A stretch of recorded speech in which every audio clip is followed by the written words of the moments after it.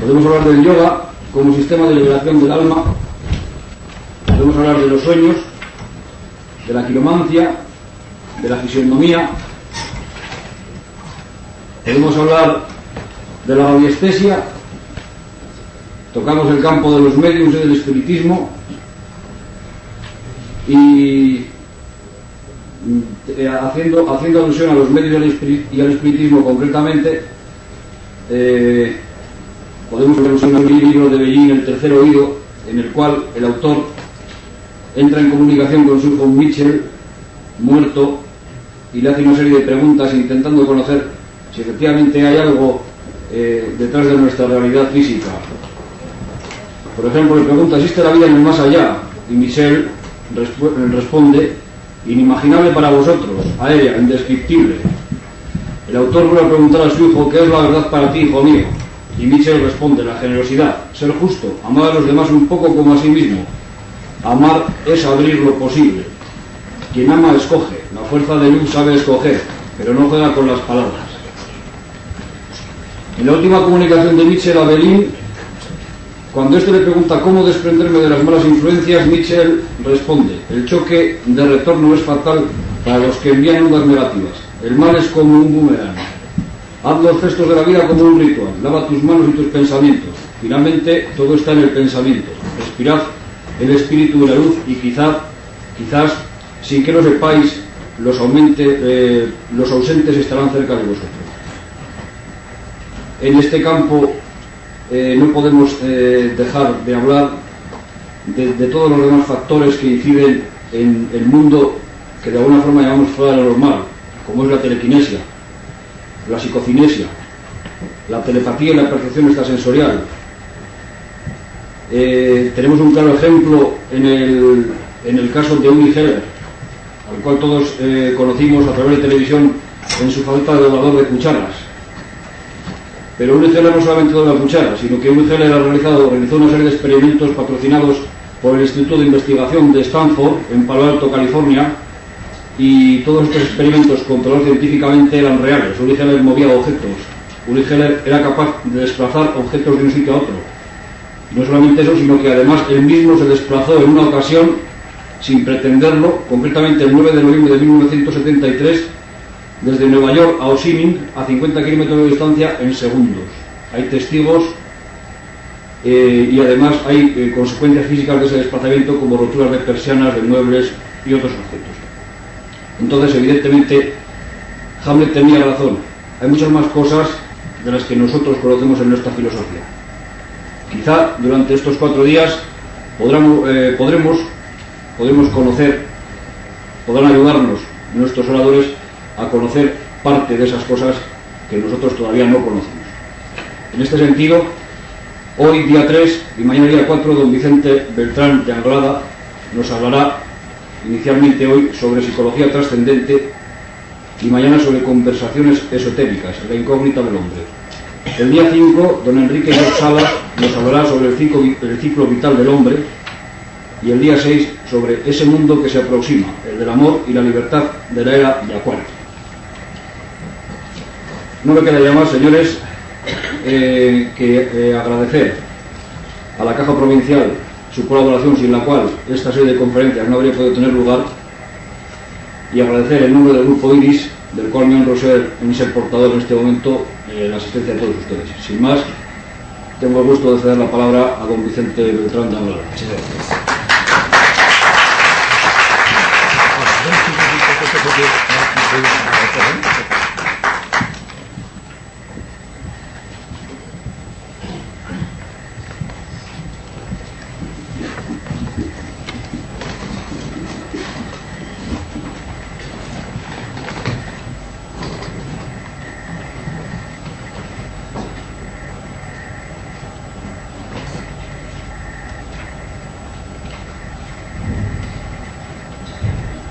Cuando se utiliza el término psicología trascendente, nos preguntamos: ¿qué será esto?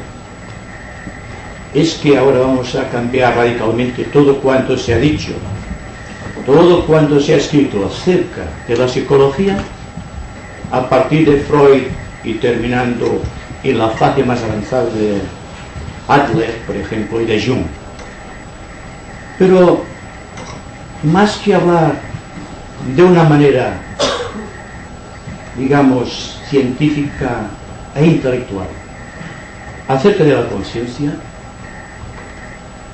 me gustaría hablarles a ustedes de aquello que constituye la raíz de la conciencia, porque evidentemente no nos conocemos lo suficiente para poder determinar si nuestra conciencia está siguiendo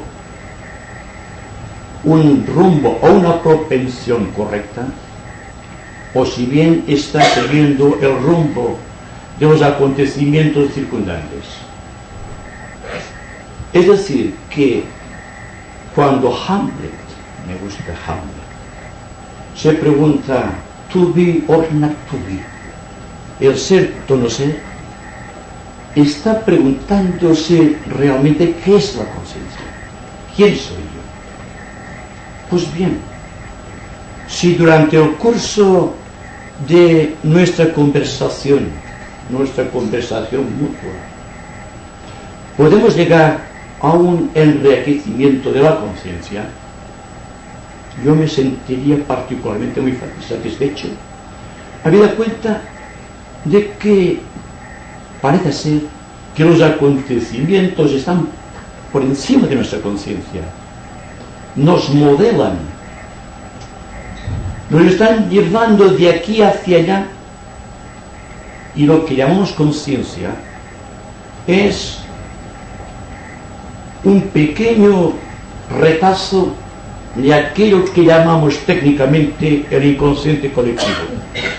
Es decir, cuando la persona dice yo, refiriéndose a lo que llamamos técnicamente conciencia, se refiere exactamente a la capacidad que tiene el individuo de pensar, de discernir y de efectuar realmente elucubraciones creadoras, o por el contrario, si será un juguete del ambiente, de las circunstancias, de los hechos circundantes.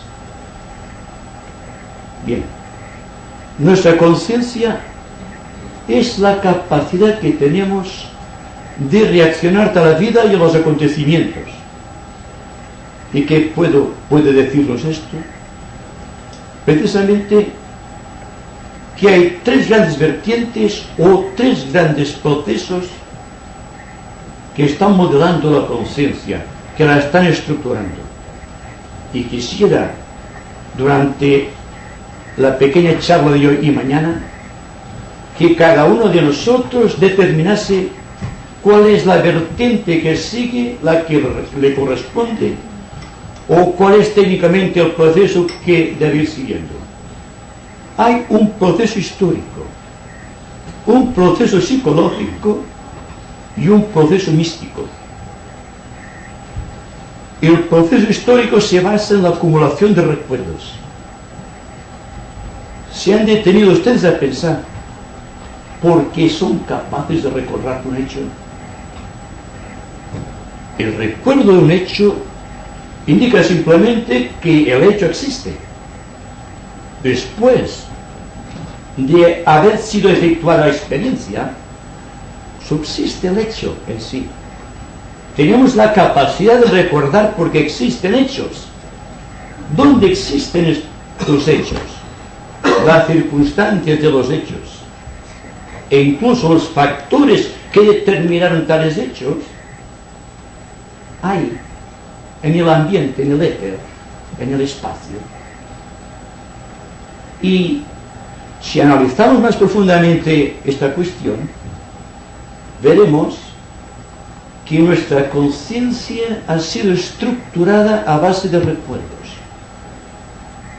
No podemos pensar sin remover dentro de nosotros el cúmulo de nuestros recuerdos y la continuidad de los recuerdos, la secuela de memorias acumuladas en el tiempo, se convierte en el condicionamiento de la propia conciencia.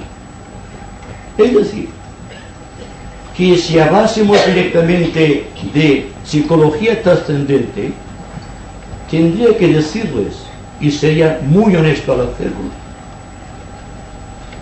que no somos creadores, que todo nuestro pensar, nuestro sentir y nuestro actuar se basa en los recuerdos. El recuerdo es condicionante por un motivo muy importante, y es que pertenece al pasado y a aquello que fue. Miren ustedes si es sutil esto que les estoy diciendo, que al terminar de decirles una palabra ya está pasado y ya no pude recuperarla jamás, que es solamente el recuerdo, pero jamás tendrá el recuerdo la importancia de la experiencia, ¿verdad?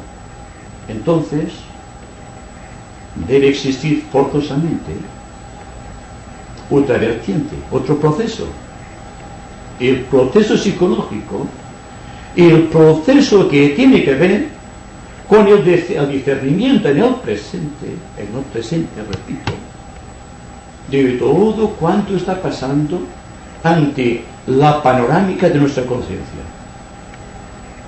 Sería muy bonito que el recuerdo pasase como las alas de un ángel, sin dejar huella, sin dejar sedimento, sin dejar estrato alguno, ¿verdad? Pero no sucede así. La pantalla del presente siempre viene condicionada por los recuerdos del pasado. Y me pregunto si cuando yo les hablo a ustedes y ustedes están escuchando a mí, si lo hacemos en pasado o en presente. Y voy a aclarar este punto. Si yo les hablo a ustedes en presente, es porque he prescindido de todos mis recuerdos en este momento para poder hablarles de una manera muy directa, muy plena y absolutamente intrínsecamente depositada en lo presente. Y ustedes, si quieren escuchar en presente, tendrán que olvidar radicalmente todo cuanto han aprendido a través del tiempo y escucharme a mí con una atención que elimine el condicionamiento del pasado. ¿Me explico? Porque hay una tendencia individual dentro de la cual el individuo escucha con una pequeña parte de su ser y con la otra parte está arguyendo, está creando una barrera entre lo que dice la persona a la que está escuchando y sus propios condicionamientos, sus propios conocimientos, sus propios puntos de vista. Y entonces no puede haber comprensión y no puede existir intercomunicación, porque existe un conflicto entre el pasado y el presente, ¿verdad? Esta vertiente psicológica debe ser automática y el análisis debe ser tan completo, tan absolutamente identificado con el momento que está viviendo, que también automáticamente se produzca un hecho nuevo, una circunstancia desconocida, algo que no hemos vivido anteriormente y que por lo tanto en esta eficacia, en esta raíz creadora, existe una posibilidad de creación. Es que cuando pensamos, no estamos utilizando energía creadora, al menos nuestros métodos habituales de percepción y de expresión se basan en aquello que está dentro de la subconsciencia o dentro del proceso histórico que hemos ido viviendo desde que tuvimos capacidad de pensar o de autoconciencia hasta el momento presente. Hay una barrera tremenda que oculta al hombre la verdad del yo, la verdad de la conciencia, la verdad de la vida, y un conflicto permanente una causa de todos los problemas humanos, que es la lucha que existe entre el pasado y el presente. En tanto persista este conflicto, la oposición del pasado contra el presente, el individuo no podrá percibir la realidad. La verdad que está en todas las cosas, pero que al propio tiempo está condicionada dentro de cada cosa. Y es muy difícil que la persona empiece a pensar por sí misma, separarse del condicionamiento de la tradición, de todo cuanto fue estructurado anteriormente, para adquirir finalmente lo que yo denomino capacidad de síntesis, dentro de la cual el pasado, el presente y el futuro están inmersos dentro de un solo momento crítico del tiempo, que llamamos ahora.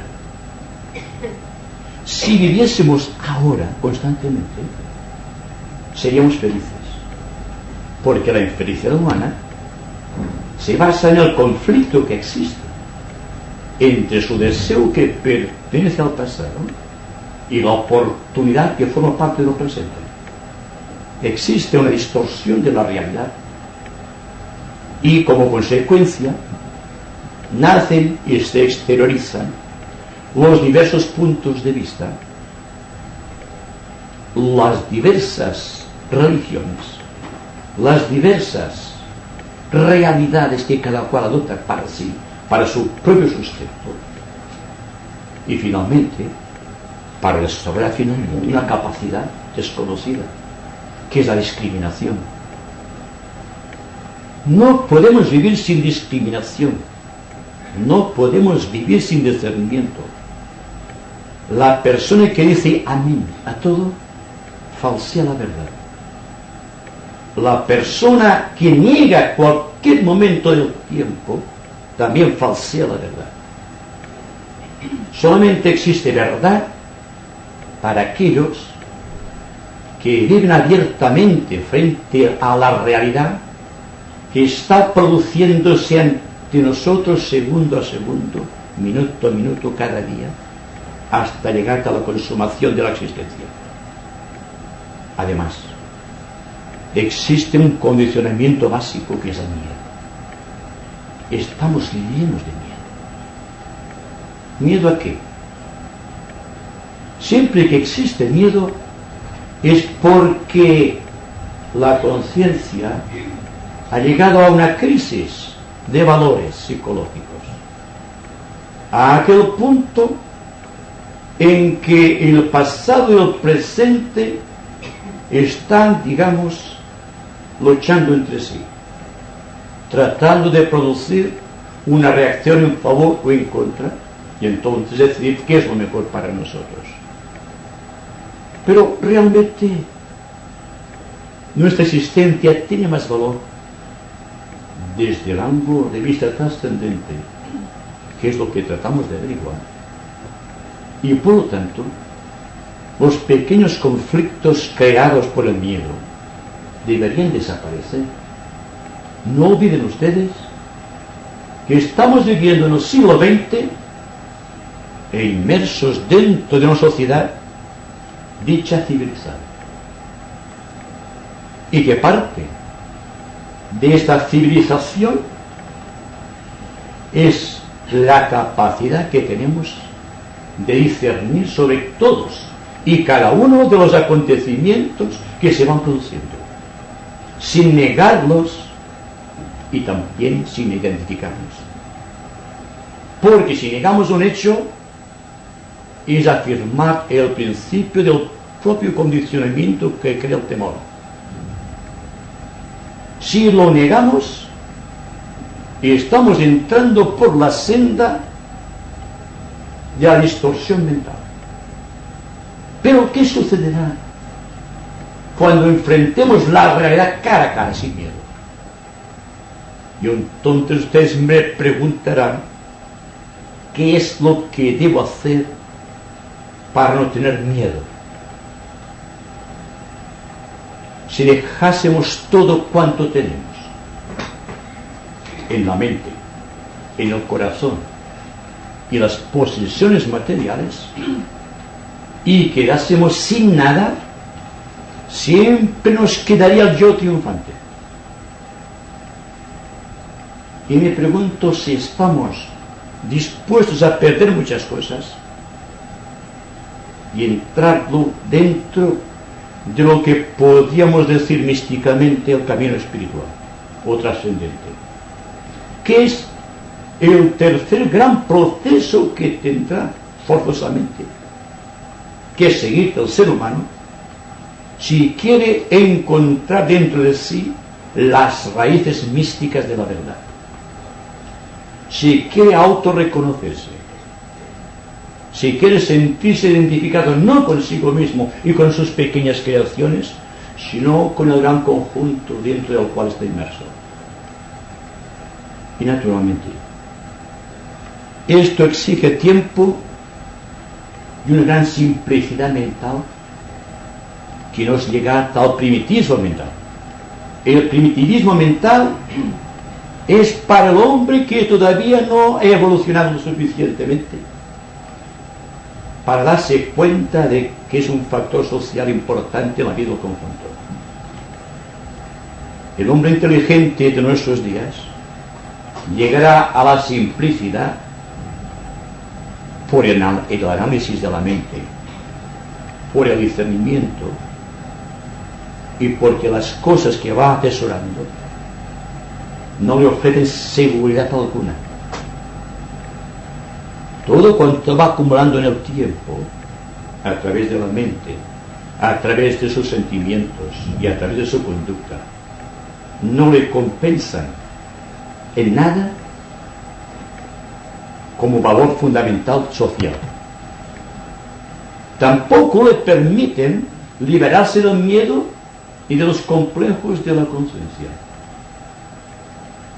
En cambio,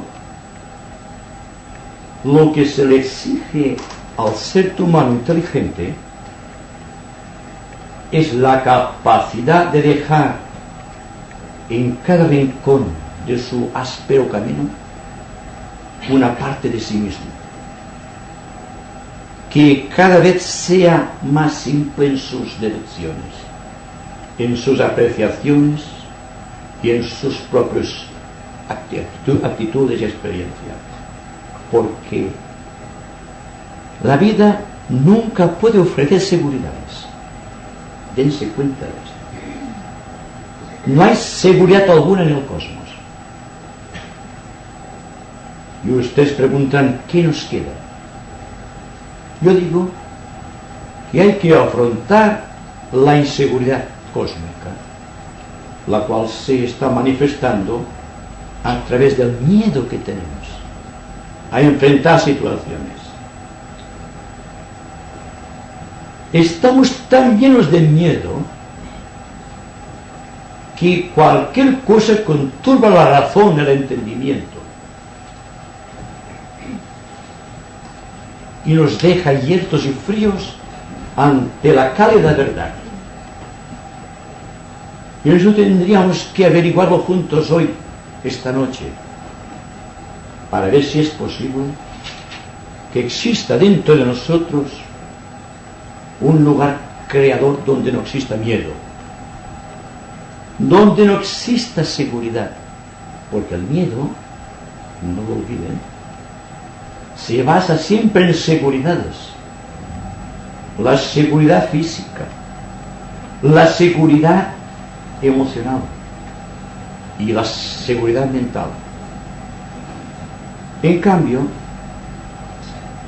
si afrontamos la vida dentro de una gran inseguridad, y dentro de esta gran inseguridad se pierde totalmente nuestro pequeño yo, ¿qué sucederá? ¿Vendrá como consecuencia la aniquilación del yo? ¿O por el contrario, surgirá algo más grande, más potentemente vívido, más dinámico y más amoroso? Esto tendremos que estar mirándolo seguramente durante mucho tiempo, porque el problema social, el problema total de la existencia se basa en miedos. ¿Saben ustedes por qué está manteniéndose la frágil estructura de la paz mundial? Sencillamente por el miedo que tienen las grandes potencias de ser agredidas. En el fondo subsiste un estado de miedo, un estado de tensión, un estado de conflicto. Y naturalmente, nosotros formamos parte de este miedo, formamos parte de este conflicto, formamos parte de esta ola inmensa de inseguridad que está bordeando nuestra conciencia.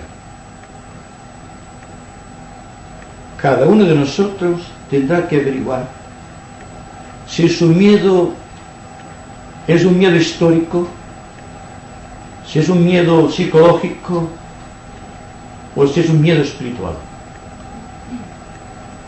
La psicología trascendente no trafica con seguridades, porque la seguridad es causa de miedo. Analicen ustedes fríamente esta cuestión. Solamente tienen miedo cuando tienen algo que perder. En cambio, cuando una persona se lanza a la vida sin miedo, no con arrogancia, sino con humildad, se da cuenta entonces de que el miedo no tiene valor, no existe realmente. Ya sea el miedo a la oscuridad, ya sea el miedo a perder una situación social o la cuenta bancaria, o ya sea a la muerte, que es ya el final de todas las cosas, según se dice. Entonces, si estamos atentos a la cuestión señalada, si vivimos en un plan total de percepción, si nuestra conciencia está enfocada en este eterno ahora, que está pasando constantemente y que jamás culminará, seguiremos el compás de este eterno ahora. Nosotros nos habremos convertido en este ahora. Ya no seremos ni el temor del pasado, ni la propia esperanza del futuro. Nuestra fuerza está invicta en el presente, gobernando su propia situación, enfocando su vida dentro de la propia existencia de la naturaleza, haciendo causa común con ella y estableciendo un contacto más firme con los demás seres humanos, comprendiendo mejor las cosas que suceden, para llegar finalmente a un punto en el cual el miedo habrá totalmente desaparecido, y entonces se contemplarán risueñas perspectivas bordadas por crepúsculo de ensueño. Estamos llegando a un punto, a una situación trascendente, y todo cuanto sucede en el mundo, démonos cuenta de esta cuestión, forma parte del engranaje de nuestra pequeña existencia, de los propios pensamientos, de las propias emociones, de nuestros propios autojuicios, de nuestra crítica incesante. Y singularmente este miedo cerval que tenemos hacia todo cuanto desconocemos, porque bien mirado, todo cuanto estamos conociendo nos da una seguridad, ¿verdad? Esta seguridad es la base misma de la conciencia del hombre en el momento actual. Y naturalmente, cuando se habla de la trascendencia del ser, se habla de un oasis dentro del corazón, dentro del cual existe seguridad absoluta, porque se ha llegado a este punto dentro del corazón por la pérdida absoluta de la seguridad, siendo inseguros en las apreciaciones, que la mente no sea solamente un depósito de recuerdos, ni el corazón un depósito de deseos inconsumados, sino que ambos elementos se constituyan en un principio sintético autoafirmado dentro de la conciencia perfecta y se pueda por primera vez, quizás en nuestra vida, enfrentar la vida cara a cara. Tenemos también el problema del yo y sus mecanismos de expresión. Hemos hablado de un proceso histórico, de un proceso psicológico y de un proceso místico.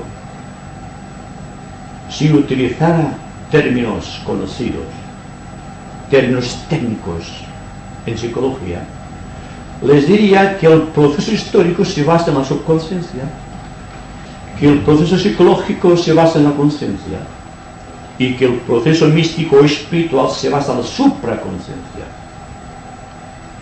Durante esos días, después de ver el proceso de la conciencia tal como se ha ido creando, tal como se ha ido estructurando a través del tiempo, deberemos forzosamente circunscribir la atención hacia la supraconsciencia,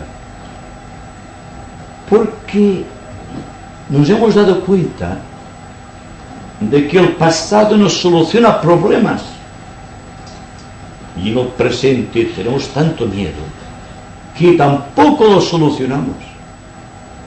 Pero ¿qué pasará si enfrentamos el futuro a través del presente con una mente clara y diáfana, sin afán ni perjuicio alguno,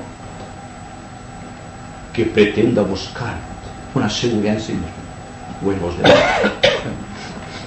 y sin miedo se apreste a la gran lucha, empezando el discernimiento entre su cualidad como yo de considerar en extensión y profundidad sus propios pensamientos y preguntarse cómo se han creado, y llegar a la conclusión de que un pensamiento jamás es creador cuando proviene del pasado. Dense cuenta que un pensamiento ata a la mente, por glorioso que sea, cuando el pensamiento viene enraizado en el pasado. Y que no existe fórmula alguna en la vida, ni científica, ni teológica, ni filosófica, que nos aclare el camino y nos dé una seguridad espiritual. Y que cuando hablamos del sendero, esta palabra mágica del hombre que realmente busca encontrarse a sí mismo, entonces llegaremos a una conclusión sintética, y es que de todas las religiones del mundo, de todas las filosofías, de todas las ciencias conocidas y desconocidas, del inmenso arcano de la filosofía, existe un punto de unión, un punto dentro del cual todos estamos de acuerdo. Es aquel punto en que el ser humano reconoce su imposibilidad de descubrir a Dios, y sin embargo debe subsistir como un grato recuerdo la esencia de Dios que está en él. De esta manera se evitará la lucha religiosa, se evitará el conflicto entre la religión y la ciencia, se evitará la acumulación de fragmentos parciales de verdad sobre cualquier ideal místico creado por hombres santos como Cristo, como Buda, por ejemplo, para llegar a un punto de síntesis dentro del cual todos se reconozcan como hermanos, porque cada cual se ha dado cuenta dentro de un examen profundo de conciencia y de humildad y de reconocimiento de que no actúa nunca o casi nunca de acuerdo con su propia conciencia interna. Aquella conciencia mística que está aclarando al hombre el sentido del bien y del mal, y que el hombre forzosamente, utilizando el proceso psicológico, debe distinguir entre el bien y el mal y actuar en consecuencia dentro del proceso histórico. Si el hombre puede realizar este milagro, tendremos una sociedad justa y equilibrada. Porque la sociedad es un conjunto de individuos. La sociedad, el mundo, es una gran máquina. Pero todos y cada uno de nosotros somos una pequeña pieza dentro de esta máquina que, si no actuamos con precisión y ajuste, alteraremos su funcionamiento. Así que si hay guerra en las Malvinas, o guerra en el Líbano, o guerra en Dios sabe qué parte del mundo, no es porque se ha creado al azar, como tampoco nace al azar una florecilla en el bosque, sino que todos hemos participado de una u otra manera en la estructuración de arma bélica que luego se abate sobre cualquier nación. Los continentes aparentemente están separados por las aguas, ¿verdad?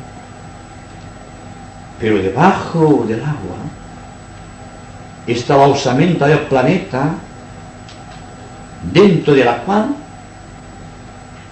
todos los continentes son uno. De la misma manera, los prejuicios que nos envuelven son el agua que nos separa a unos de otros. Si llegamos a esta conclusión y hacemos un acto de mística con paciencia y virtud, veremos que realmente no actuamos casi nunca de acuerdo con los principios éticos que internamente reconocemos. Y cuando al azar surge una fórmula maravillosa, un yoga, una meditación, un punto de vista espiritual, la mayoría de las veces lo acogemos, no para ser mejores, sino para disfrazar nuestros miedos, nuestros prejuicios y todo cuanto hemos ido acumulando en el tiempo. Un ejercicio muy claro, muy recto, muy noble, es cuando la persona considera en amplitud y profundidad, como decía antes, su pensamiento y deseo, y se da cuenta, dentro de las limitaciones de su propio yo, de su propio ser, que existe un punto donde, apoyando la razón y el entendimiento, puede fructificar en una obra magnífica. Es este punto luminoso que llamamos el alma, el yo superior, la trascendencia. Es aquella parte de nosotros que al pensar se da cuenta que piensa, que al sentir se da cuenta que siente, y que cuando actúa se da cuenta que está actuando. Si la persona se da cuenta que piensa, que siente y que está actuando, es que no es ni el pensamiento, ni la emoción, ni el propio cuerpo. La psicología trascendente arranca de este punto de convencimiento de que el hombre es uno y su mecanismo de expresión es otro. Y cuando teológicamente se nos habla de la Santísima Trinidad y se nos dice que Dios siendo uno es el Padre, y que siendo uno es el Hijo, y que siendo uno es el Espíritu Santo, ¿qué viene a significarnos?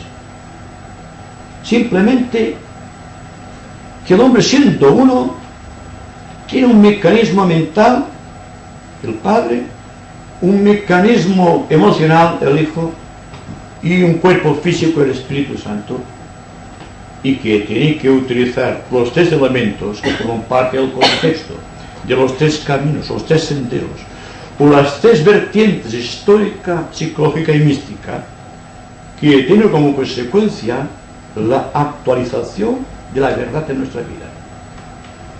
Si llegamos a este punto, si constantemente nos damos cuenta de que todo cuanto nos envuelve forma parte de una gran ilusión y que nosotros estamos constantemente traficando con ilusiones, llegaremos a distinguir realmente la ilusión de la verdad.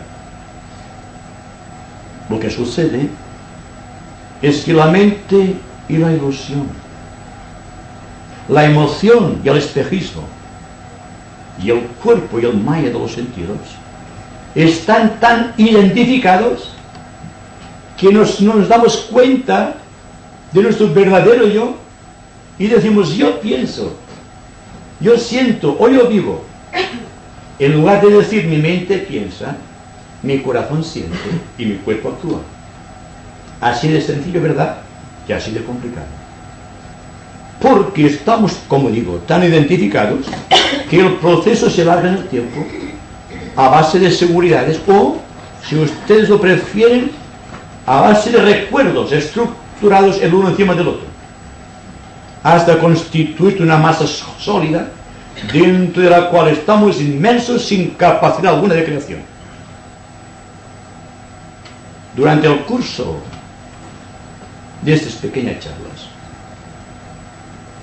quisiera conversar, o que conversásemos juntos, sobre estas cuestiones y que ustedes formulasen preguntas que permitiesen extender los comentarios. Porque es muy importante que nos demos cuenta, primero, de que en la vertiente histórica tenemos el miedo de la acumulación, porque la acumulación trae siempre un miedo, el miedo a perder cuanto hemos acumulado. En el terreno sentimental siempre tenemos miedo de perder el amor de nuestra vida o los amores de nuestra vida. Y aún viviendo dentro de un gran conjunto social, por este hecho nos sentimos solitarios. Y finalmente, existe una grandeza dentro del corazón que tiene caracteres eternos y actualmente todavía son casi completamente desconocidos. Podríamos emprender juntos la búsqueda de la verdad, la búsqueda de esta parte desconocida de nosotros mismos, no para justificar actos, sino para sentirnos más libres y con más cualidades para adquirir la suficiente entereza para afrontar la liberación o la verdad. Ustedes podrían preguntarte ahora sobre cuánto hemos dicho. Quizá extendemos más la panorámica de estas observaciones.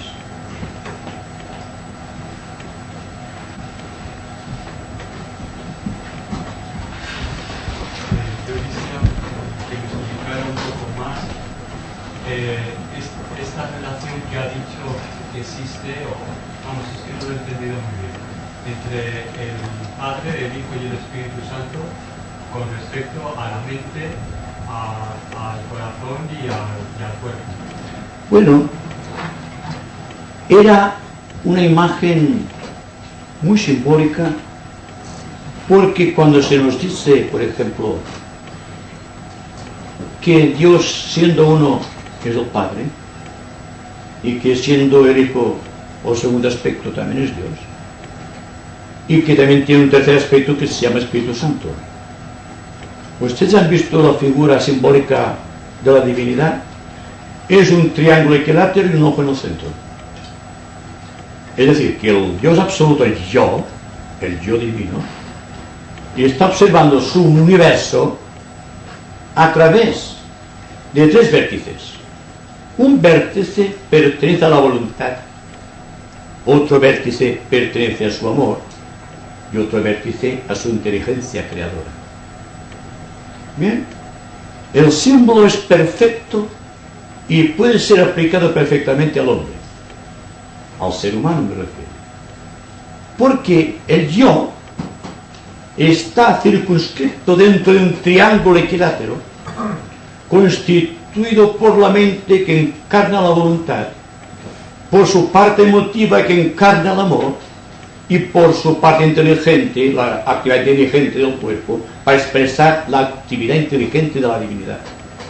Es decir, que siempre existe una analogía entre el hombre y Dios, o entre Dios y el hombre, por razones de parentesco, si puedo expresar esto de esta manera. Porque siempre se nos ha dicho que somos hechos a su imagen y semejanza, y lo hemos dejado así, con una cierta sonrisa de insatisfacción. Porque nos hemos estado limitados, ¿verdad? Que decimos, vamos, compararme con Dios es demasiado. Pero es que realmente el hombre piensa, tiene voluntad, actúa, tiene libre albedrío, que es la contraparte de la voluntad en el hombre, la voluntad de Dios en el hombre es libre albedrío, tiene el sentimiento de atracción hacia los demás, que es el amor de Dios, en una pequeña medida. Y luego tiene la inteligencia para discernir los hechos a través de la conducta, que es el aspecto Espíritu Santo, o el aspecto energía creadora, o el aspecto cuerpo. Porque Dios también tiene un cuerpo, es del universo. Es decir, que la relación siempre será de analogía. El hombre se manifiesta en la energía del Espíritu Santo, o el aspecto madre de la creación, que es la que crea las formas, que es la Virgen Inmaculada. Si ustedes permiten también esta expresión, porque en todo hay que ver la síntesis y la analogía. Pero solamente para decir, si yo soy capaz de pensar, de sentir y de actuar, y al propio tiempo soy consciente de que pienso, de que siento y de que actúo, es que dentro del triángulo hay una poderosa entidad, que soy yo, el yo de todos ustedes, que está utilizando un triple mecanismo de expresión, y que el universo visible es el cuerpo, aparte del cuerpo que sabemos de nosotros, de la tercera dimensión me refiero.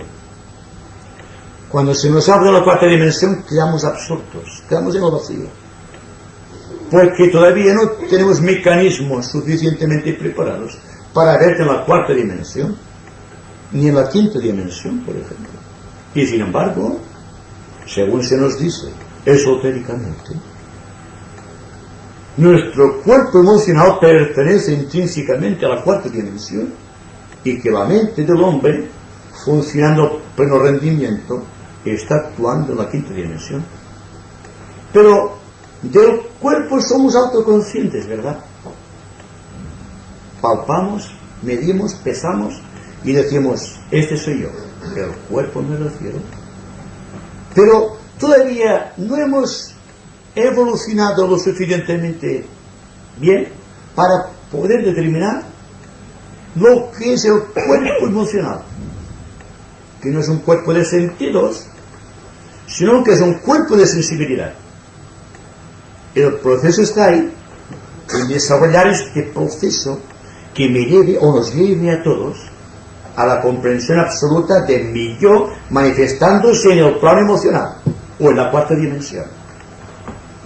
Y si la mente se educa lo suficientemente, y en lugar de tener una pequeña conciencia mental, tenemos autoconciencia plena en el plano mental, entonces seremos conscientes de la quinta dimensión. Las dimensiones son aspectos de conciencia. Cuando ustedes están atentamente escuchando, están moviendo energías de la quinta dimensión. Pero ustedes no pueden resistir mucho rato esta tensión creadora. No pueden estar mucho rato pendientes de algo. Porque hay un temor a afrontar lo que hay detrás de esta tensión. Pero cuando están atentos están en paz, ¿verdad? Esta paz para mí es importante considerarla. Porque cada uno de los instrumentos de la conciencia tiene su pequeña parte de paz cuando su mecanismo ha sido completamente integrado dentro de funciones universales. ¿Qué ocurre? Que cuando estamos atentamente por un proceso ambiental, nuestra mente se va a otro sitio, de aquella situación en el presente a la cual nos referimos anteriormente. Y entonces existe una tensión, porque por un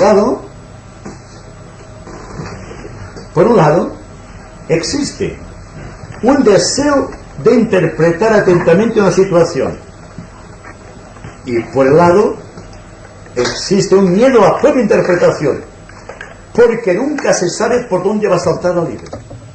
¿Qué hay detrás de este argumento? Y como hay este pequeño miedo que viene enfocado en situaciones anteriores de la conciencia, que viene operando a través de los recuerdos inconsumados del pasado, entonces existe un divorcio entre el observador y el observado, o entre el que escucha y el que habla, o viceversa, entre el que habla y el que escucha. Y esa situación trae como consecuencia siempre un complejo. Cuando se nos habla de complejo, lo hacemos muy difícil, porque siempre vamos a las teorías de Freud, de que todo ha sido creado en el pasado, y que por un acto de conciencia en el pasado traeremos al presente una solución, lo cual, a mi entender, desde el ángulo de vista de la psicología trascendente, es falso, porque ningún recuerdo, por orgulloso que haya sido, puede solucionar un problema del presente. De ahí que no pueden existir soluciones viejas a problemas nuevos, y todo es nuevo. Usted está escuchando en un eterno ahora, no es ayer, es ahora, ¿verdad? Eso es interesante, que nos demos cuenta constantemente que estamos viviendo ahora, y que si viene, por ejemplo, una experiencia nueva, no podemos solucionarla buscando algo que pertenece al pasado, o solucionar un problema ambiental tal como lo hubieran solucionado las generaciones del pasado. Es matemático, es analógico, es actual. Y toda esta fuerza, todo este mecanismo de autodefensa de la conciencia, tiene que ir produciendo dentro de uno una reacción, no hacia afuera, sino hacia adentro, hacia sí mismo, hasta llegar a un punto en que se da cuenta de que es un factor antisocial. Escucha con una pequeña parte de sí y la otra parte piensa en sí. Entonces, cuanto viene del exterior, en aquel momento, no llega a su conciencia, se convierte en un mero recuerdo. Y no podemos nosotros afrontar la vida a través de recuerdos. Es como querer ver una escena o el desarrollo de unas escenas en la pantalla, fijándonos solo en algo que nos ha gustado dentro de la pantalla y esperar que se vayan acumulando los recuerdos en la pantalla, lo que producirá ser una congestión de la pantalla, una congestión de la mente. Y esto no es ningún mecanismo apropiado para captar la verdad. Pero yo pienso que el pasado condiciona el presente. Una persona en el presente es una sucesión de hechos pasados, claro. No solo un recuerdo. Usted reconoce la verdad y el remedio. Sabemos que el presente viene condicionado siempre por el pasado. Incluso en el presente somos un resultado del pasado. Lo que interesa es que no seamos el pasado, que seamos el presente. Porque el presente es la línea de paso que va al futuro. Pero si en el presente acumulamos recuerdos, jamás el futuro podrá llegar a nuestro presente. La cuestión es esta: ¿podemos afrontar la vida en presente y no en pasado? Ahí está el proceso. Yo digo que sí. Porque si ustedes están muy atentos, están viviendo un presente. Y en esta riqueza de atención existe paz. Esta paz mantenida es el eterno ahora de la conciencia, o dicho en nuestros términos, la verdad que hemos logrado conquistar en tiempo y espacio, y al propio tiempo libres de espacio y tiempo. Es decir, cuando estamos muy atentos, el tiempo se hace pequeño y el espacio grande. Pero cuando estamos condicionados por recuerdos, el espacio es muy pequeño y el tiempo muy grande. Estamos acumulando siempre y entonces el tiempo es grande. Pero no hay liberación en la acumulación de los recuerdos. Pero si estamos muy atentos, ¿dónde está el recuerdo? ¿Dónde está la propia mente? Cuando estamos muy atentos existe la verdad, existe la voluntad. No existe el pasado, existe el presente simplemente. Cuando hay distracción, ya está el pasado de nosotros.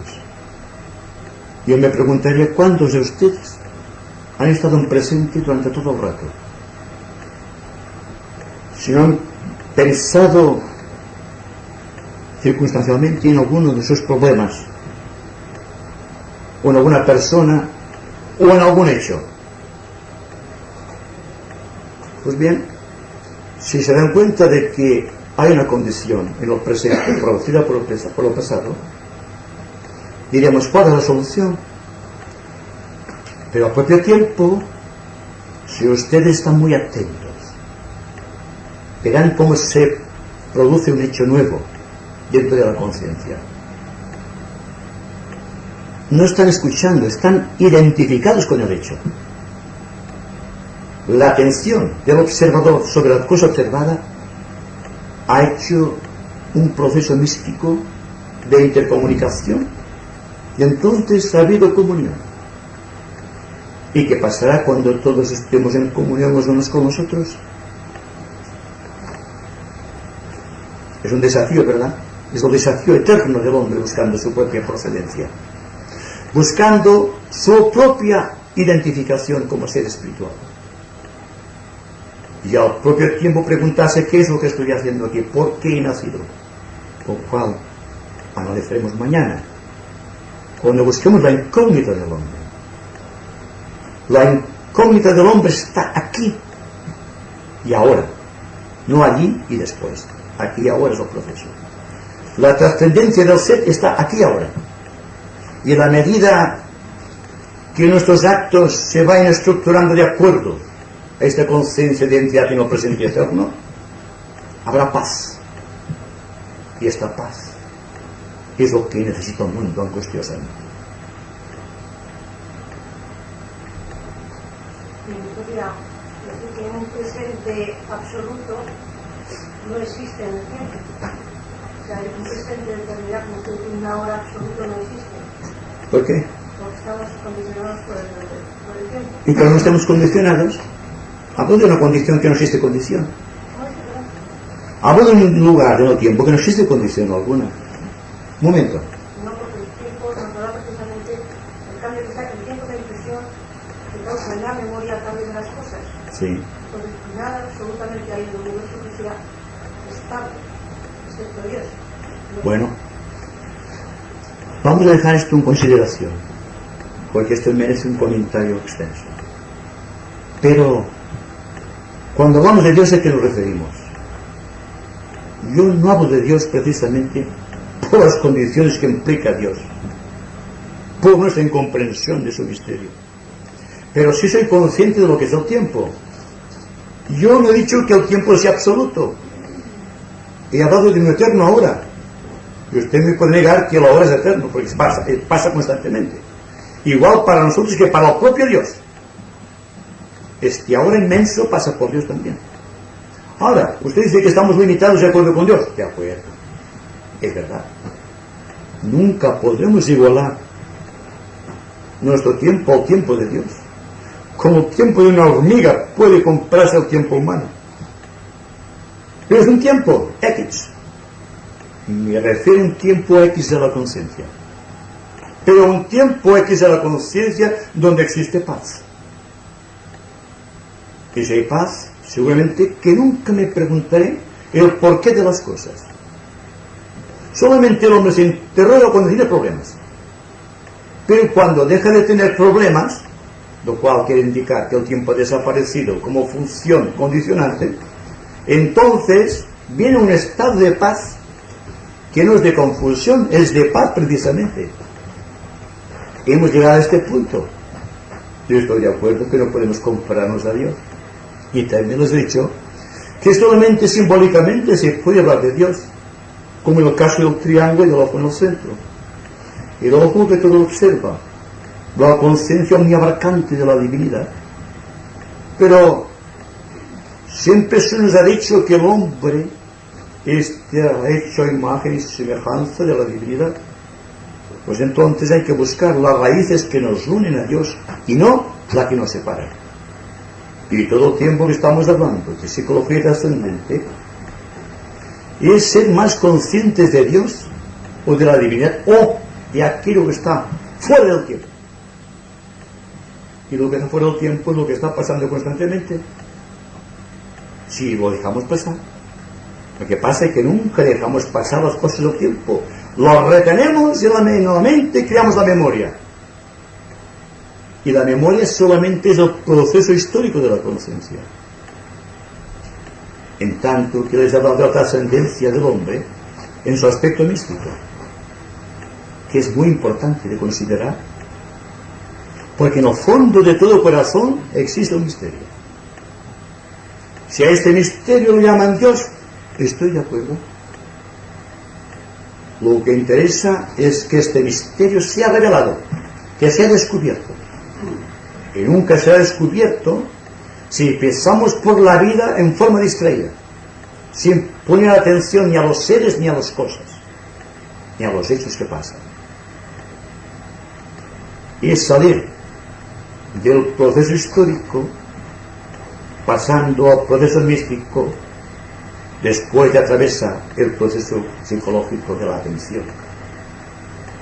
Y todo esto es tan fácil de comprender y tan difícil de realizar, porque todos comprendemos que tenemos recuerdos y que la mayoría de nuestros pensamientos están matizados por los recuerdos. Entonces existe una crisis constante entre el sabernos poseedores de la verdad o del misterio y al propio tiempo no encontrar el camino para llegar a este misterio.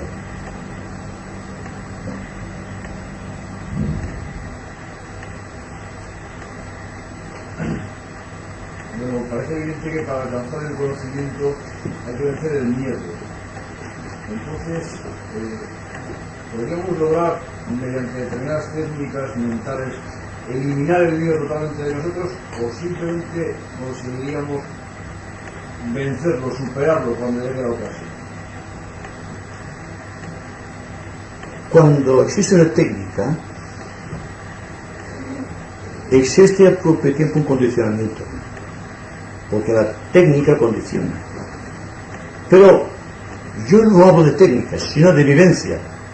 Ahora bien, si al decir que la persona que vive muy atentamente no emplea una técnica, sino que emplea el sistema único de vida, porque hemos nacido como seres humanos para estar muy atentos y no lo estamos.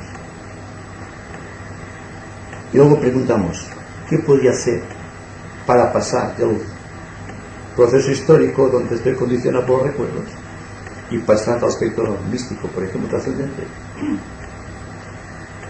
Y es tan sencilla la explicación, que es estar atentos. En ningún momento que ustedes se dan cuenta que la atención no es una disciplina, sino que es un deber social.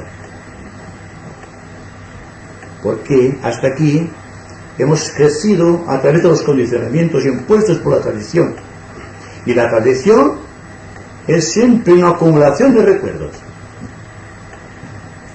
Y ahora vienen nuevos tiempos, nuevas esperanzas, nuevos misterios de ser descubiertos, y no podemos enfrentarlos con los recuerdos, sino con atención especial, nacida de un previo discernimiento. Es decir, no podemos liberarnos de una estructura mental llena de recuerdos, creando encima o a su alrededor otra estructura más sutil, que también serían recuerdos y acumulaciones de cosas. Entonces existe un sistema trascendente de eliminar todas las estructuras, porque cuando el hombre se introduzca dentro de cualquier estructura, automáticamente queda limitado por la propia estructura, sea la que sea. Pero cuando se siente libre, es decir, cuando vive constantemente, como lo hace un pájaro, por ejemplo, que está viviendo un eterno ahora, dentro de su pequeña mente, su pequeña conciencia, y a no ser por las manos del hombre, viviría eternamente hasta su muerte o hasta su consumación, dentro de esa pureza de vida, de esa pureza de sentimiento de vida. Y cualquier regla de la naturaleza enseña al hombre cómo debe vivir, empezando por la piedra, pasando por la planta y convirtiendo en el animal, para llegar hasta nosotros. Porque existe una atención, existe una no resistencia a la vida, porque están muy atentos al proceso que están desarrollando. Sucede una cosa solamente, que el pájaro, la piedra o la planta no son conscientes de lo eterno ahora que están viviendo. Y el hombre tiene el deber de vivir ese eterno ahora con plena conciencia, con plena atención, sin características, sin matices, porque siempre es el matiz el que crea la discusión, la distorsión y la separatividad. Y esto para todos los seres humanos, dentro de cualquier estructura social, política o religiosa. Cuando la persona se coloca, se introduce en una estructura, ha dejado de ser. Siempre y cuando no tenga la suficiente fuerza de voluntad e inteligencia para surgir audazmente cuando crea necesario de la estructura, lo cual es muy difícil, porque cuando la persona se siente dentro de una estructura, adquiere la conciencia de la propia estructura. Luego decimos somos catalanes, somos vascos, somos españoles, lo cual indica que hemos creado una barrera que nos separa de los demás, que es una barrera de recuerdos, de tradiciones, pero que son falsas en el fondo, porque la conciencia está más allá del tiempo y del espacio, más allá de los nacionalismos, de los que sean, más allá de la condición. Solamente existe un punto eterno, el hombre, o el ser humano, sin matiz. Si dijésemos yo soy con toda la fuerza del verbo, y no yo soy esto o yo soy aquello, ya estaríamos libres de la estructura condicionante. Pero no podemos estar bajo la égida de un verbo sin poner un adjetivo o un nombre subjetivo que lo preceda.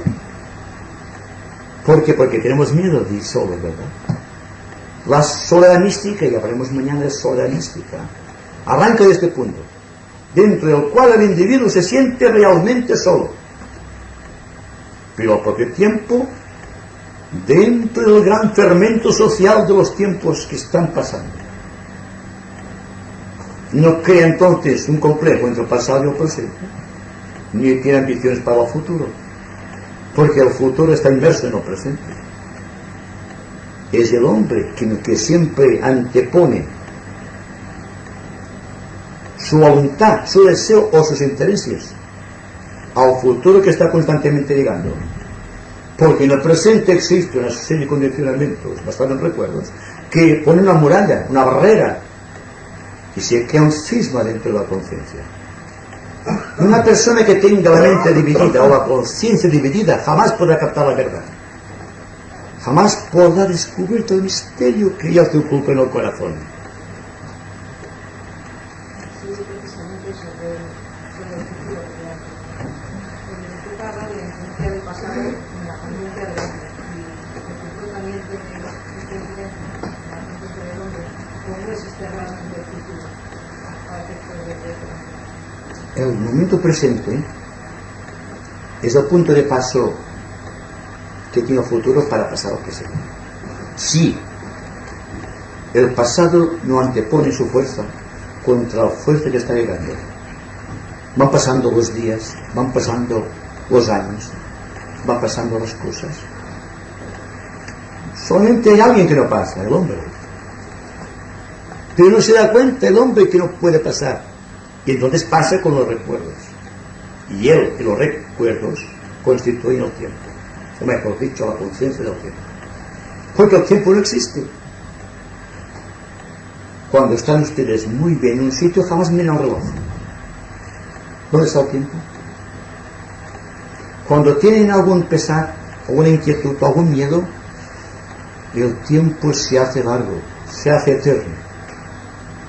Pero el tiempo en sí no existe. Es la mente que fragua el tiempo. El tiempo solamente lo medimos en revoluciones de los astros.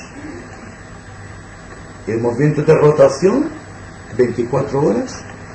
El movimiento de traslación, que dura un año. Los pequeños movimientos de las estrellas o de las galaxias, de acuerdo con el pequeño punto de vista humano. O las grandes extensiones en el tiempo cósmico, del cual nada sabemos. Y así se va fraguando el individuo, va creciendo, y cuando llega a cierto punto, se pregunta, ¿qué he hecho durante toda mi vida? Simplemente, he estado atesorando recuerdos. Tengo el baúl lleno de recuerdos y voy al futuro. Y el futuro siempre es la eternidad para el hombre. ¿Y cómo puede pasar con su saquito de recuerdos hacia el apoyo del futuro? No puede pasar, ¿verdad? Y la dificultad de que pase un camello por el ojo de una aguja.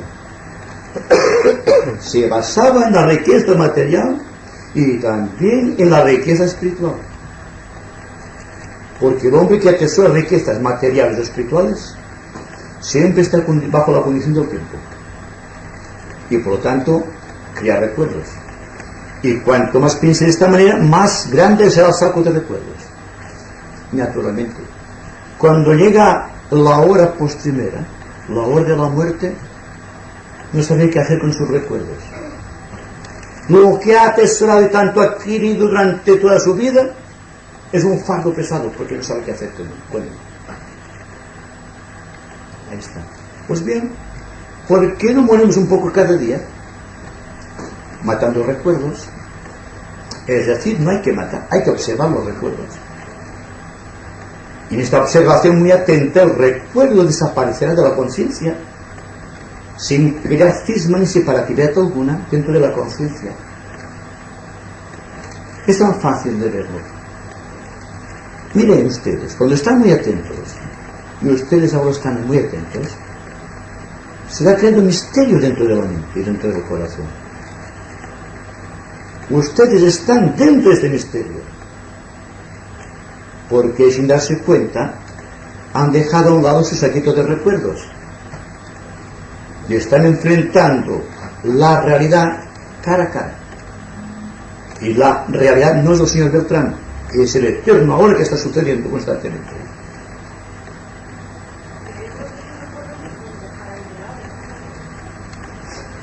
Usted no puede dejar sus recuerdos, pero yo le digo a ustedes que lo que altera el funcionamiento psicológico es el apego a los recuerdos.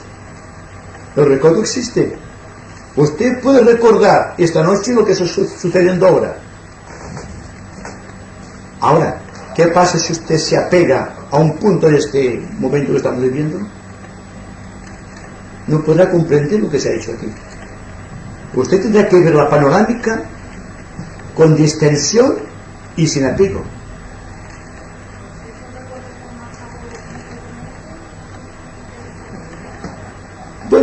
es un proceso histórico. La conciencia ha crecido a través de recuerdos. Yo diría que ha crecido a través de heridas dentro de la conciencia. Y ahora estamos con el saquito de recuerdos muy llenito, y cuando viene una situación nueva, anteponemos el saquito ante la realidad. No es que diga yo que no existan los recuerdos. Si el recuerdo constituye, como decía al principio, el proceso básico histórico de la condensación o estructuración de la conciencia. Lo que hay que mirar es no apegarnos a ningún recuerdo, lo cual solamente será posible cuando estemos muy atentos al presente. ¿Se acuerda usted de aquello tan hermoso que se nos dice en los evangelios acerca de no poner vino nuevo en odres viejos?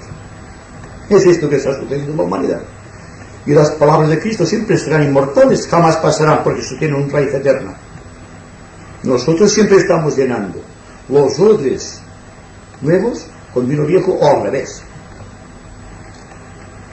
Y esto sucede y sucederá hasta que el hombre despierte definitivamente, deje su psíquico de recuerdos, y entonces verá cómo la realidad se le presenta entonces con toda su majestad,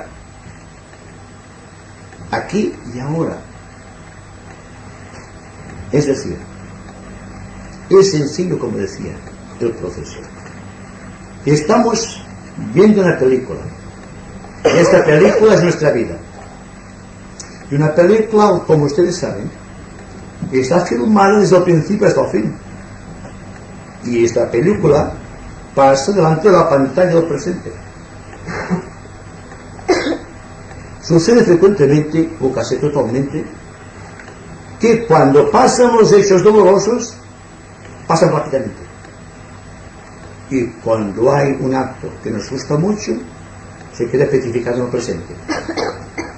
Porque es una cosa que nos interesa mucho y reclama toda nuestra atención, sin pensar en las secuencias que van viniendo después, que encuentran este punto de recuerdo y van acumulándose aquí las memorias. A esto llamo yo apego. Apego a un momento del tiempo. Apego a cualquier tipo de recuerdo. Apego a cualquier tradición. Apego a cualquier creencia. Apego a cualquier conocimiento. Y este apego va por el conocimiento exotérico como el esotérico, como el conocimiento místico y el conocimiento espiritual. Son fragmentos de vida, fragmentos de recuerdos, fragmentos de pensamientos. Pero llegar aquí, ¿qué sucede? Viene algo nuevo, algo importante, trascendente, y como que no podemos solucionarlo, le ponemos los recuerdos. Y tratamos de solucionar ese problema desde el ángulo de vista de cómo solucionaron las generaciones del pasado, lo cual es falso, ¿verdad? Porque es un hecho totalmente nuevo. Además, nuestros tiempos no serán ni mejores ni peores que los de antes, pero sí son totalmente diferentes. ¿Cómo son totalmente diferentes? Debemos utilizar otros medios más adientes a esta condición, más de acuerdo con esta frescura que va llegando. Entonces, deberemos rejuvenecer nuestro pensamiento. Y solamente lo podemos rejuvenecer cuando no estemos pendientes del pensamiento. Cuando nuestra mente sea como un lago de aguas tranquilas y serenas, que pueden reflejar el fondo de la verdad. La mente usual del hombre es el estanque al cual se ha arrojado varias piedrecillas. Las ondulaciones dentro del agua impiden percibir lo que existe en el fondo. Pues bien, cada vez que se arroja una piedrecita en la mente, se crea esta oscilación, y esta piedrecita son los recuerdos que se anteponen al presente, que impiden la llegada fresca de lo que está viviendo constantemente, y que queda aquí paralizado, y hace que los hombres envejezcan físicamente, pero su ánimo continúa siendo todavía de un niño, porque pasan los años, pero la experiencia queda yerta, fría, no hay una condición en el hombre que impide esta cosa magnífica, que es presenciar la obra de Dios en su magnífica estructura, desde un punto de vista correcto, esencial, libre.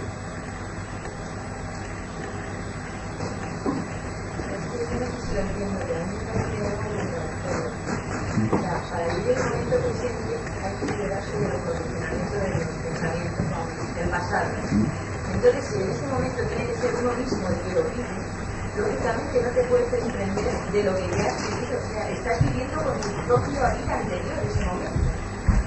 Precisamente. O sea, ahí hay una contradicción. No existe contradicción. O sea, si yo soy Porque... para entender una cosa, la entiendo porque tengo una serie de pensamientos y de razonamientos que me han dicho. Pero si... De acuerdo. Pero su pensamiento viene condicionado por lo pasado, nunca podrá enfrentar una realidad nueva. Todo cuanto existe humanamente, todo cuanto utilizamos mentalmente, es un producto de lo pasado. ¿Es verdad? ¿Está de acuerdo en esta cuestión? Que todo cuanto existe en la mente es un producto de lo pasado. Bien. Entonces, si viene una cosa nueva, ¿usted qué va a hacer? Cuando usted viene una cosa y no la vive intensamente, porque antepone la verdad, o antepone a la verdad por su pensamiento lo pasado, usted no podrá comprender porque es un hecho nuevo. Y el pasado, usted ha dicho que lo pasado, que la conciencia, esto es viejo. ¿Sabe usted lo que decía Pablo de Tarso? La diferencia que existe entre el hombre viejo y el hombre nuevo. El hombre viejo es aquel que está siempre traficando con sus cosas viejas. Y él dice, el hombre debe ser tal como piensa en el misterio de su corazón. Y aquí hay mucho que decir sobre esto. Porque Pablo de Tarso nadie niega que fue iniciado y que sabía lo que se decía. Es decir, que cuando decía el hombre viejo y el hombre nuevo, ¿a qué se refería? Entre el hombre creado por las generaciones del pasado, con todos sus recuerdos, sus experiencias del pasado, y aquel hombre nuevo que debe surgir en el presente, cuando el futuro que se presenta constantemente no sea utilizado o sea detenido, porque el hombre viejo está condicionado en el momento presente e impide que se manifieste este eterno ahora. Y un eterno ahora que está más allá del tiempo. Cuando hablamos de pensamientos, hablamos de tiempo. Y la conciencia, estructural históricamente, es tiempo. Ahora bien, si analizamos la conciencia del ángulo místico, ya es diferente. Porque el hombre es místico precisamente por la capacidad que tiene de vivir las cosas tal como van sucediendo. Y podría citar las palabras místicas de los grandes místicos, no solamente españoles, Santa Teresa o Teresa de Ávila, de Juan de la Cruz o Miguel de Molinos o Spergen, o cualquier otro místico de la Europa Central, o cualquier místico que haya pertenecido a las grandes religiones hinduistas, porque todos llegaron a un punto, una conclusión: para tener un contacto con la divinidad, yo debo estar totalmente libre de pensamientos. No se niegan los pensamientos, ¿verdad? Se niega la afectividad de un momento histórico, porque no sirve. Porque yo y Dios estamos unidos por ley de semejanza. A un hombre moderno le puede decir muy poca cosa. Pero si le decimos que hay un misterio en el corazón que todos debemos desvelar, entonces puede cambiar la situación. Lo que puede pasar es que preguntemos cómo hacer esto. Si la persona está muy atenta, vamos a insistir sobre este punto. Si la persona está muy atenta, ¿dónde está la mente? La mente queda vacía completamente. Porque si en la mente hay algo, no se podrá comprender lo que existe en lo presente. Si se presenta una situación de paz en su interior, es que la mente ha dejado aparentemente de funcionar. Hay un vacío eterno y creador. Y esto sucede frecuentemente. También sucede que cuando tenemos un momento de recogimiento un gran momento de paz, venimos a nosotros con sensación de sobresalto, porque es una experiencia desconocida, porque jamás tenemos paz. Pero siempre tenemos paz cuando estamos atentos, cuando entre observador y observado no hay distancia, no hay tiempo, existe paz, porque la mente que condiciona, distorsiona y cualifica ha totalmente desaparecido. Y esto ustedes lo notan aquí, y siempre que estén atentos y hay una gran atención interna, precisamente cuando el pasado ha dejado de estructurar la conciencia, de situar dentro de un canon establecido, lo cual no es negar el pasado, no es negar la experiencia, no es negar las raíces de la conciencia, es negar simplemente el apego al pasado. No les decía anteriormente que yo no puedo evadirme de los recuerdos, porque yo y los recuerdos somos una sola cosa. Ahora bien, si examinamos un recuerdo aparte de nosotros mismos como algo ajeno, entonces sí que la cuestión cambiará, porque reconoceremos la virtud del pensamiento del pasado y aún utilizarlo en el presente, sin que el pensamiento condicione nuestra conciencia. Y entonces es porque existe una observación profunda de parte del pensador, de parte del yo espiritual, de parte de la conciencia trascendente. Hay términos comunes, por ejemplo, la trascendencia, la mente creadora, el eterno ahora, la divinidad. Son términos que están analógicamente situados para dar una pincelada a lo que podría ser el hombre del futuro. Pero empezando ahora.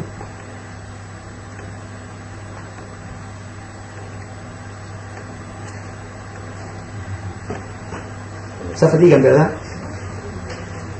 Una pregunta.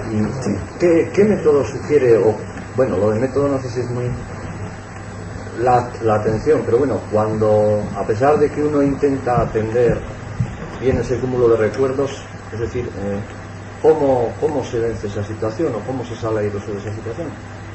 Bien, cuando la mente quiere salirse de los recuerdos o de los pensamientos, y los pensamientos van llegando, ¿por qué no elegir un pensamiento si toda la atención se va al pensamiento?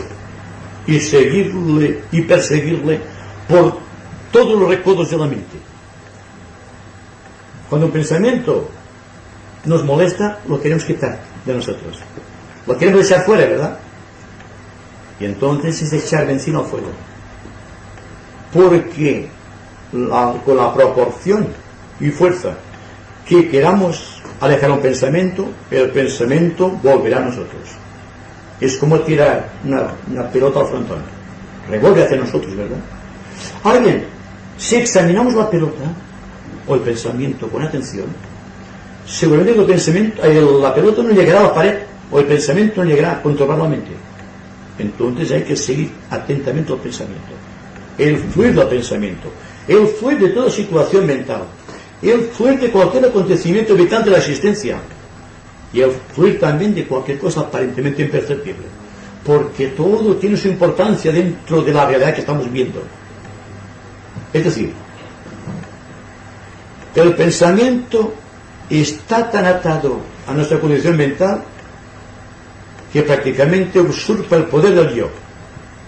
Podemos decir que somos pensados, no que pensemos. Entonces, cuando el pensador se da cuenta de que él no es el pensador, sino que está pensado, se pregunta, como se hace ahora, ¿qué voy a hacer entonces?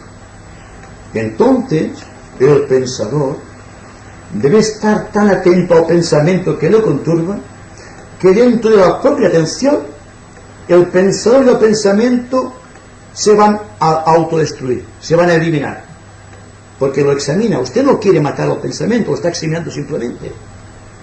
En el examen razonable, en el examen profundo de la mente sobre cualquier pensamiento que surja de la mente, existe la liberación del pensamiento o de una situación que conturba el ánimo. Y se cuenta que cuando una situación mental se presenta y no nos gusta, queremos rechazarlo. Y cuanto más intentamos rechazarlo, más bien que el pensamiento o aquella musiquilla que se nos pega a veces en la subconsciencia y queremos salir de la pesadilla de la musiquilla y no podemos. Pues bien, escuche aquella musiquilla, escúchala atentamente y no escuchar atento, aquella musiquilla desaparecerá porque os tiene una suposición. Sin embargo, parece ser que la raíz de este no ahora en el que no estamos y la raíz precisamente de estos pensamientos que nosotros usamos son el temor y su proyección al futuro. Entonces el ataque a este temor y su proyección futura, el pasado y futuro, un presente eliminado, ¿cómo podríamos atacarlo de información? ¿Atacar el pensamiento pasado y el futuro? No, al temor. Sí, el temor. Y su proyección futura. Primero, danos cuenta del temor. ¿Cuál es el temor? El temor es simplemente de tipo histórico material, si el temor es psicológico o si el temor nace de la incerteza espiritual. Hay que darse cuenta de cuál es el temor que nos embarga. O es el temor de la muerte, porque el temor, aunque sea en su raíz el mismo, existen las indicaciones distintas del temor. Un temor de perder algo material es una cosa. El temor de perder algo psicológico o perder un ser querido es también otro. Y el temor a la muerte es totalmente diferente. Pero si de un principio el temor es observado atentamente, tiene que cambiar la situación del temor. Hay que darse cuenta de que la conciencia y el temor son algo consubstancial y hay que separar la conciencia del temor. Hay que observar el temor a distancia y esto sucede solamente cuando el temor es examinado atentamente, lo cual no se hace, ¿verdad? Porque el temor es el temor, decimos, y el temor implica al mismo tiempo una pérdida de razonamiento, una pérdida de discriminación, una pérdida de discernimiento. Es decir, si tenemos miedo, no podemos discernir. El miedo atenta solo a la imaginación, lo cual no es el discernimiento. Es otra parte del ser, la imaginación. Entonces, cuando el temor existe, existe un aumento de la imaginación. Y la imaginación es como la propulsión del cohete. La imaginación impera todavía el temor más allá de los límites conocidos, o mejor dicho, de los límites deseables, porque entonces existe siempre este vacío de inseguridad que crea el temor. Pero intelectualmente creo que eso es posible comprenderlo. Ahora bien, ese temor situado en este momento en la vida diaria, estructural, tal como la estamos viviendo en esta crisis, donde todo el mundo la estamos padeciendo, o bien padeciéndola, o bien temiéndola a un futuro. Entonces el hombre ha de desenvolverse en este tiempo y en esta época, pues no puede vivir. ¿sí? De una inseguridad que tenemos, ya sea el trabajo, ya sea algo que corresponde a la pérdida de bienes o a la pérdida de seres queridos. Pero ¿por qué tenemos miedo en el fondo? ¿No será porque toda nuestra vida ha crecido a través de los recuerdos del pasado? Y hay que insistir mucho sobre este punto y hay que analizarlo muy atentamente. Porque si no vemos claro el punto este de que somos un juguete del pasado, a través de los pensamientos con los cuales estamos autoidentificados, será muy difícil de que podamos liberarnos del temor, ya sea el de hoy, el de mañana y el de siempre. Porque ustedes saben que el temor existe cuando no sabemos qué va a ser de nosotros mañana. El temor jamás existe en el mundo presente, es el mañana. Y ese temor del mañana es porque el presente jamás ha sido comprendido. Hay que empezar a comprender el presente.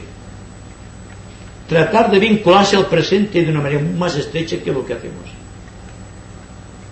Si usted me dice, por ejemplo, ¿cuántas veces ha estado atento hoy, 24 horas al día de hoy?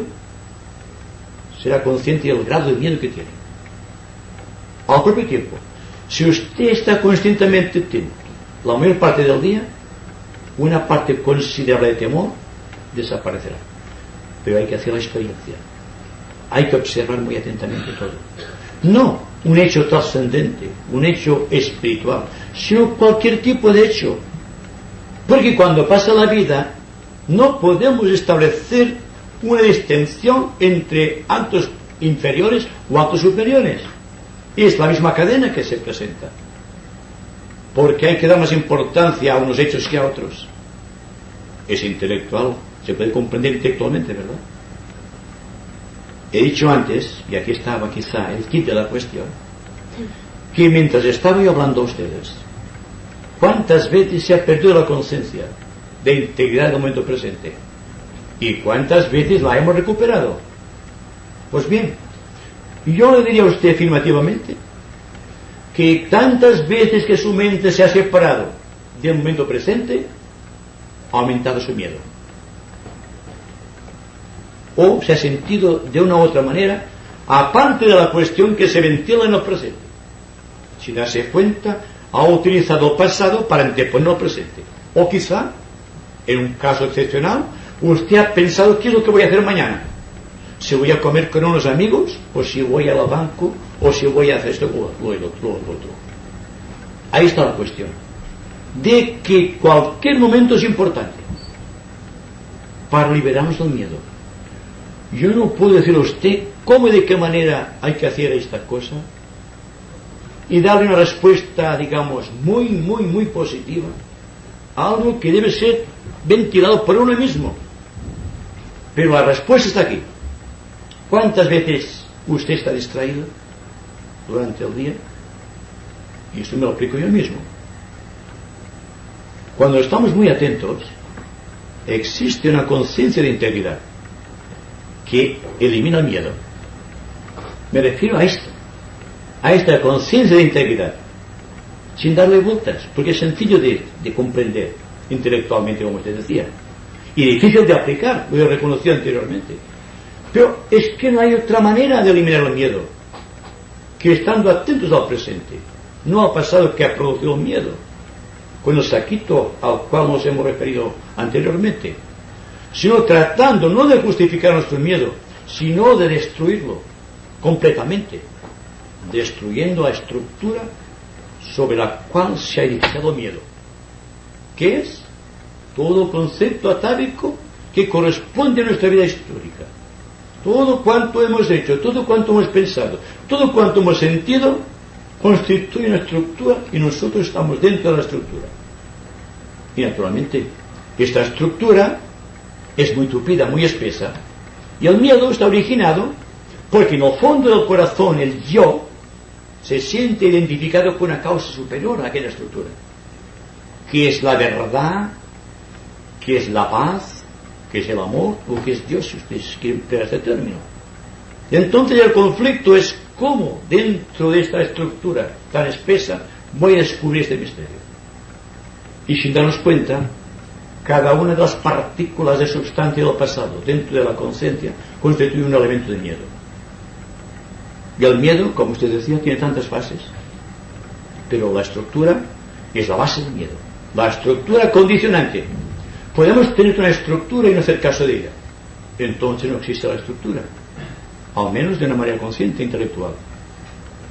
Existe la estructura cuando nos apropiamos de un elemento de la estructura para enfrentarnos con algo nuevo, y entonces no solamente sigue un elemento de la estructura, sino que sigue toda la estructura, y esto nos incapacita para reaccionar positivamente o creadoramente a todo estímulo externo.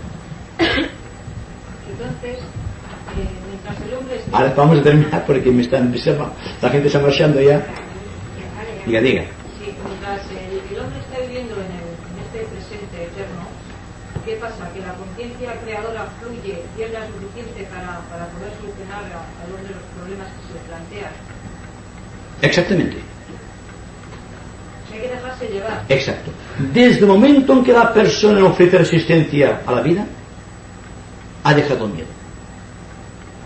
Pero como estamos resistiendo constantemente, como siempre anteponemos una estructura contra la realidad, entonces existe el miedo y existe una falta absoluta de impersonalidad en el individuo. El hombre tiene capacidad suficiente, es que parece que el no tener miedo a las cosas es como si te despreocuparas, pero no es exactamente eso, ¿no? El hombre tiene capacidad suficiente sin sentir ese temor para poder solucionar las cosas. Exactamente. Tiene la absoluta capacidad para destruir sus limitaciones. Y tiene capacidad para identificarse con la causa creadora del universo. Y miren si es sencillo, solamente dejando de resistir lo que está pasando constantemente. Porque cuando estamos ofreciendo resistencia es cuando estamos pensando sobre la situación o sacando conclusiones sobre cualquier hecho. Un hecho en verdad no tiene conclusiones, un hecho simplemente. Podemos considerar una escoba sin pensar que estamos barriendo. Este es un símil un poco inapropiado, pero da una base realmente simbólica del hecho. Vemos un hecho y lo queremos rectificar constantemente, una forma de escaparnos. Interesa que no escapemos nunca de la realidad, de esta realidad que está constantemente viniendo, ese eterno devenir de la conciencia. Y entonces se produce un misterio en la mente que es el vacío. La persona queda completamente vacía, y en este vacío existe identidad absoluta con todo cuanto existe. Otra pregunta más, por favor. ¿Eso tiene relación con que no aceptamos las circunstancias del desarrollo de la Exacto, vida? exacto. Las eludimos. Las circunstancias las eludimos. Y las eludimos porque tenemos miedo de enfrentar la realidad siempre. Y un problema, buscamos una solución externa, nunca interna. Es decir, que siempre tratamos de aliviar las causas, hay los efectos, pero nunca llegamos a penetrar las causas.